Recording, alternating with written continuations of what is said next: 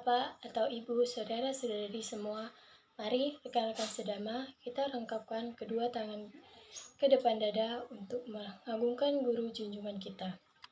Namo tassa bhagavato arahato sama sambuddhassa.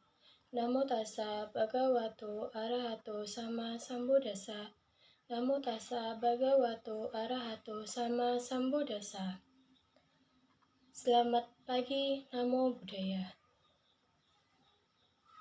Saya ucapkan terima kasih kepada pembawa acara yang telah secara resmi memberikan kesempatan kepada saya untuk memberikan sedikit apa yang telah saya baca.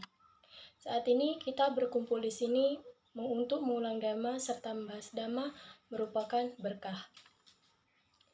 Jirantiwe Raja Rata Sucita atau Sarirang Bijarang Upeti Satan Cadamo Najarang Upeti Santo Bawe Sabi Pawe Dayanti. Karena kerajaan yang indah dapat menjadi using, tubuh ini pun tidak terlepas dari ketuaan. Namun, ajaran orang wajik tidak mengenal kelapukan. Demikianlah orang wajik mengajarkan kebaikan. Dhammapada Jara Waga 6.1.151. Bapak atau Ibu dan rekan-rekan sedama, seperti syair Dhammapada tersebut, saya akan membawakan ceramah dhamma tentang memahami perubahan hukum tua, sakit, dan mati. Mengapa hidup harus mengalami usia tua dan sakit? Pertanyaan ini sering muncul di pikiran kita sendiri, tapi dari manakah jawaban bisa timbul? Mari kita pelajari secara teliti dan benar dengan menggalinya dalam diri kita sendiri. Tua, sakit, dan mati hanyalah proses. Dalam Abhinavajewakana terdapat kata-kata, aku wajar mengalami usia tua, aku tak akan mampu menghindari usia tua. Aku wajar menyandang penyakit, aku wajar mengalami kematian, aku tak akan mampu menghindari kematian. Artinya, 3 faktor kehidupan ini, tua, sakit, dan mati adalah bagian dari proses hidup. Hidup ini tidak mungkin tanpa usia tua, sakit, dan mati. Ketiga faktor ini akan selalu hadir dalam kehidupan selama proses lahir dan mati masih berlangsung berulang-ulang.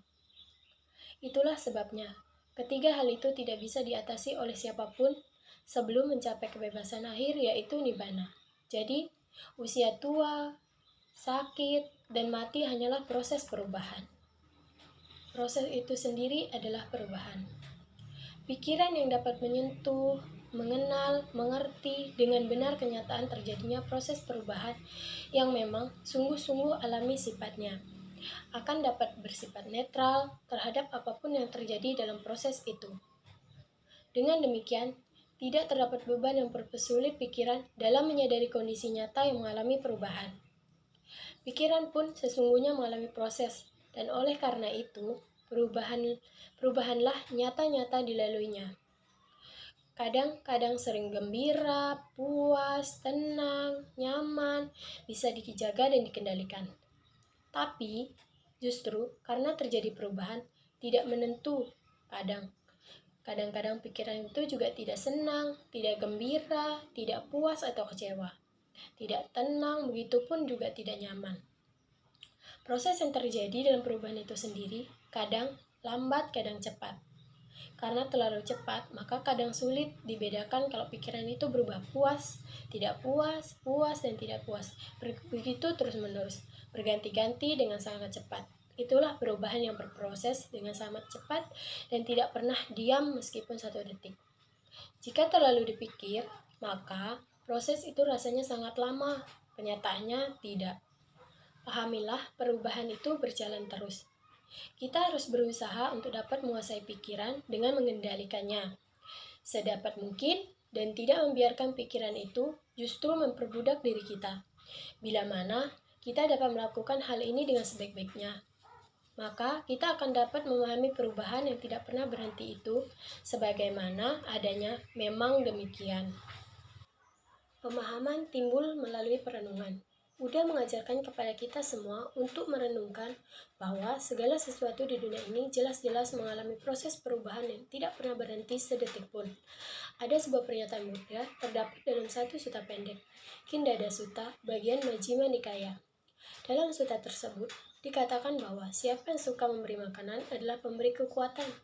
Siapa yang suka memberi pakaian adalah pemberi keindahan. Siapa yang suka memberi transportasi adalah pemberi kemudahan. Siapa yang suka memberi lampu penerangan adalah pemberi kemampuan melihat dengan jelas. Siapa yang suka memberi tempat bernaung atau tinggal adalah pemberi segala sesuatu. Tetapi siapa yang suka memberi dhamma adalah pemberi tanpa kematian nibbana. Jika kita renungkan itu dengan baik, semuanya adalah tidak bisa dibawa terus meskipun beranggapan itu milik kita. Punya kekuatan atau kekuasaan, pakaian yang indah, rumah yang mahal, dan sebagainya. Bagi kita hanyalah hak pakai yang mau tidak mau harus kita lepas bila mana waktunya tiba untuk berpisah dengan kita. Siapa yang bisa memahami hal tersebut dengan baik, maka apapun yang terjadi di sekelilingnya, termasuk dalam dirinya sendiri, akan bisa mengerti dengan benar dan menerimanya pula dengan cara yang benar.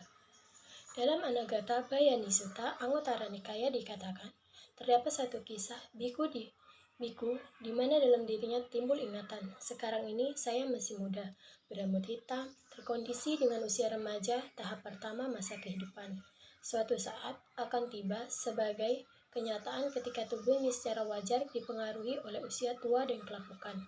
Tentu tidak mudah untuk mengenal Dhamma ajaran Buddha, sulit untuk bermukim di bulan atau tempat yang sepi atau di tempat-tempat yang terasa asing bagi manusia. Sebelum sesuatu yang tidak diundang, tidak diinginkan, tidak disenangi ini terjadi, biarlah berusaha keras untuk mencapai yang belum direalisasi sehingga terjamin dengan Dhamma. Saya bisa hidup dengan penuh kedamaian meskipun sudah tua nanti. Anguttara Nikaya Wagga 78. Hal tersebut patut kita renungkan hingga sampai pada pemahaman yang benar tentang kenyataan hidup ini memang mengalami proses yang tak pernah berhenti, apalagi tidak berproses atau secara total diam. Semoga kita bisa melakukannya dengan sungguh-sungguh. Marilah kita berjuang dengan penuh keulatan dan kesungguhan hati. Kita patut merenungkan pula bahwa bangsa kita, Republik Indonesia ini mengalami proses perubahan yang dapat kita rasakan sendiri. Dalam beberapa tahun belakangan ini terjadilah perubahan yang harus bisa kita terima dengan lapang dada, bahwa itu mengalami proses yang nyata dari hari ke hari. Demikian anusasana yang dapat saya sampaikan pada pagi hari ini. Semoga kita dapat menerima manfaatnya secara bersama-sama. Sekian, terima kasih atas kehadiran Bapak atau Ibu rekan-rekan sedama yang berbahagia. Selamat malam, Namo Buddhaya.